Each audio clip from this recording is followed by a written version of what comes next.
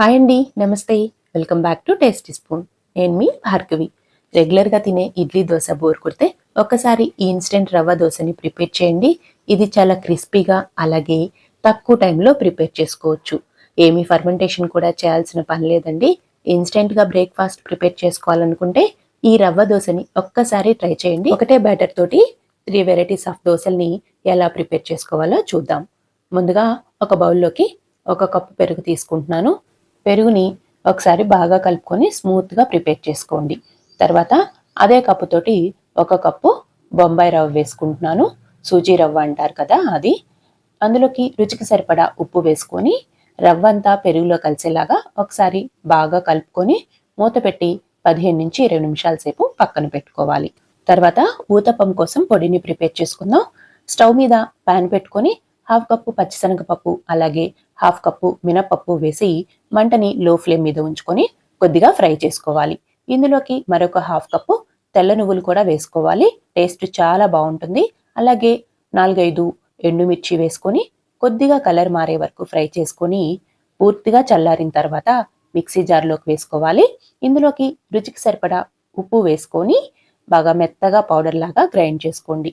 ఈ పొడి ఇడ్లీ, దోశ దేంట్లోకైనా చాలా బాగుంటుందండి. అలాగే తినేటప్పుడు కొంచెం క్రిస్పీగా కూడా ఉంటుంది.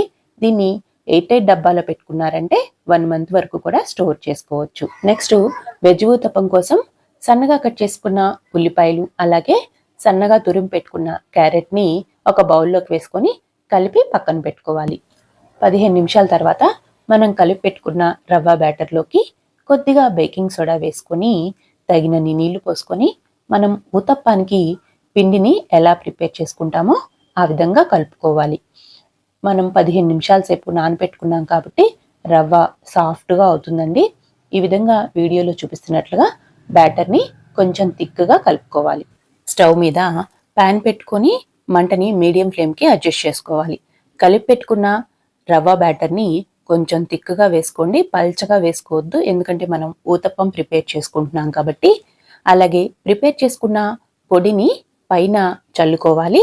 దీనిపైన అంచులంపటి కొంచెం ఆయిల్ వేసుకోవాలి. మీకు నచ్చితే నెయ్యి అయినా వేసుకోవచ్చు. మూత పెట్టి మంటని మీడియం ఫ్లేమ్లో ఉంచుకొని 3-4 నిమిషాల సేపు కాల్చుకున్నారంటే దోశ చక్కగా కాలుతుందండి. నేను రెండో వైపు కూడా తిప్పి చూపిస్తాను. చూడండి, మంచి కలర్ వచ్చింది. మరొక నిమిషం పాటు రెండో వైపు కూడా కాల్చుకోవాలి. మనం పొడితోటి రవ్వ దోశని వేసుకుంటున్నాం కాబట్టి చట్నీతో కూడా అవసరం ఉండదు. తినేటప్పుడు పొడి బాగా క్రిస్పీగా చాలా బాగుంటుంది. మీరు ఇన్స్టెంట్గా వెరైటీగా తినాలనుకుంటే ఒక్కసారి ఈ రవ్వ ఉతప్పాన్ని తప్పకుండా ట్రై చేయండి. తర్వాత అదేవిధంగా ఇంకొక దోశను కూడా వేసుకుందాం.